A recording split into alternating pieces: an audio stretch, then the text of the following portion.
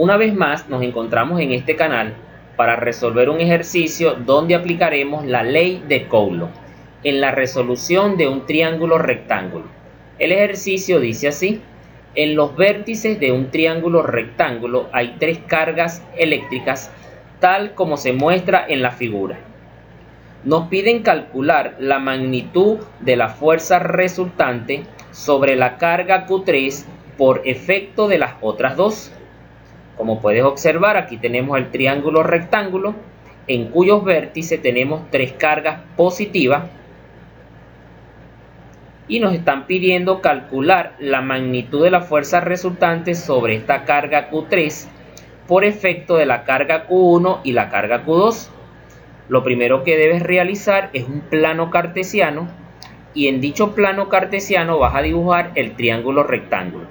Tomando en cuenta que la carga en estudio es la carga Q3, debes dibujar esta carga Q3 en el origen de coordenadas.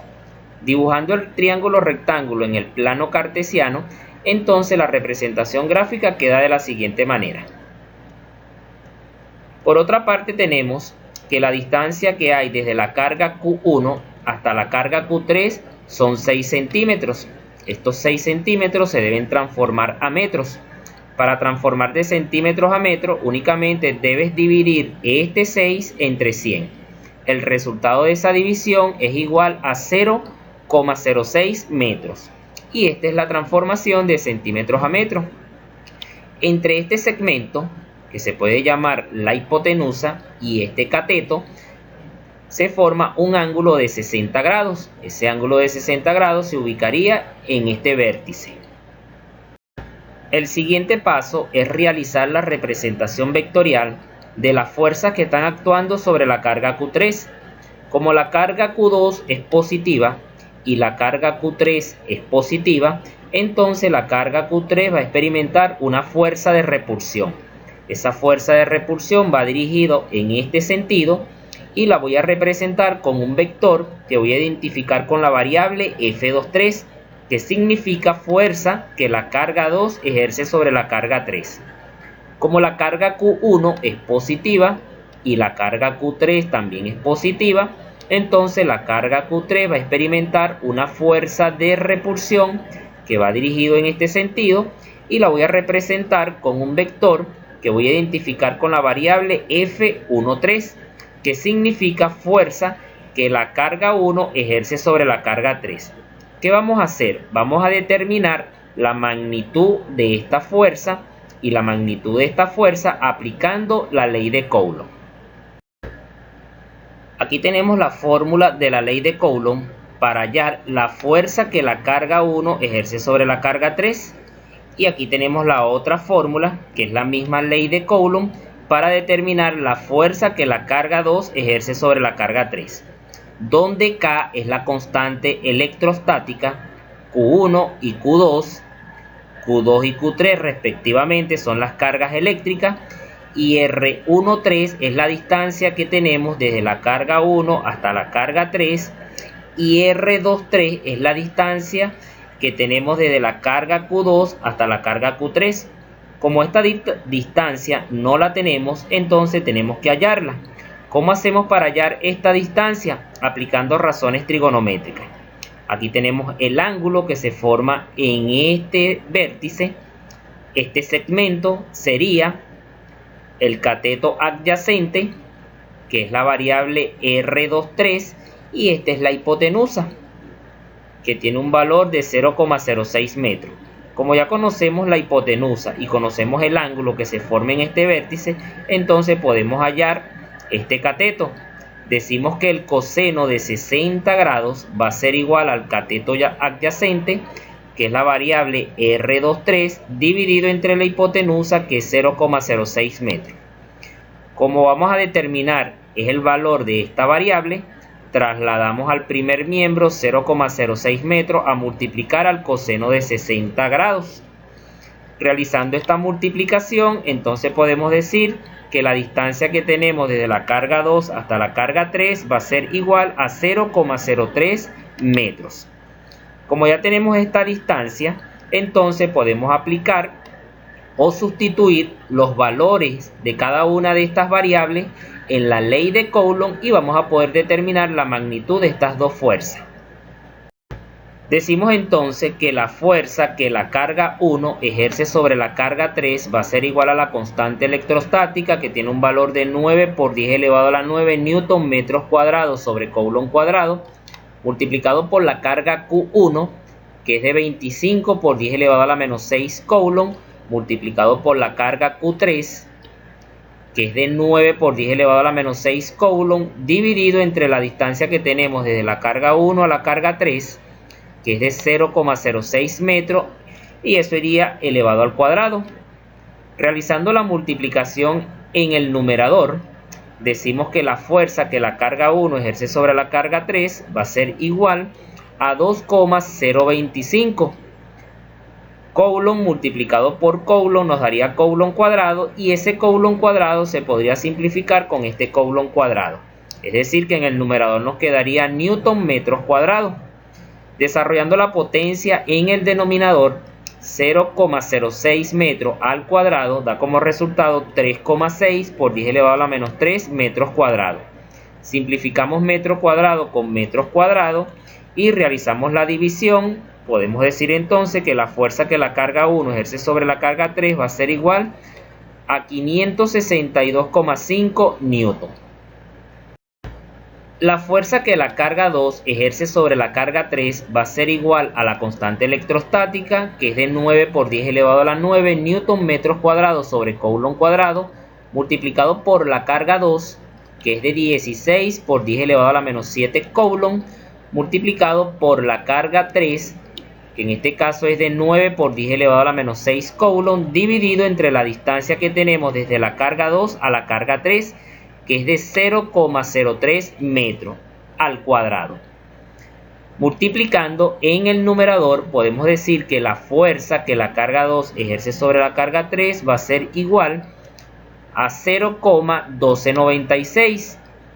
Coulomb multiplicado por Coulomb nos daría Coulomb cuadrado, y ese Coulomb cuadrado se simplifica con este Coulomb cuadrado. Esto quiere decir que en el numerador nos quedaría newton metros cuadrados.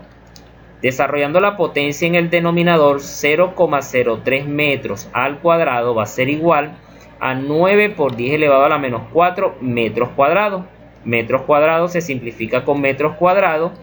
Realizando la división, decimos que la fuerza que la carga 2 ejerce sobre la carga 3 va a ser igual a 144 newton.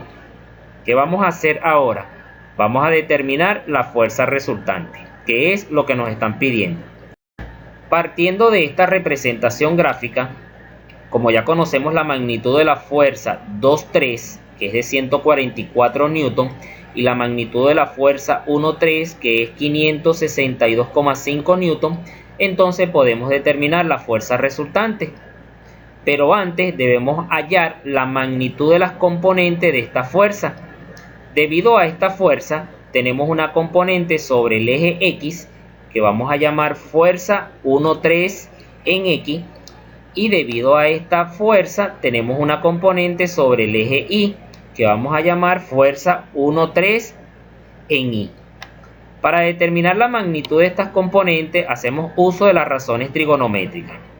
La magnitud de la componente 1,3 en X va a ser igual a la magnitud de la fuerza 1,3, que es de 562,5 newton, multiplicado por el coseno del ángulo.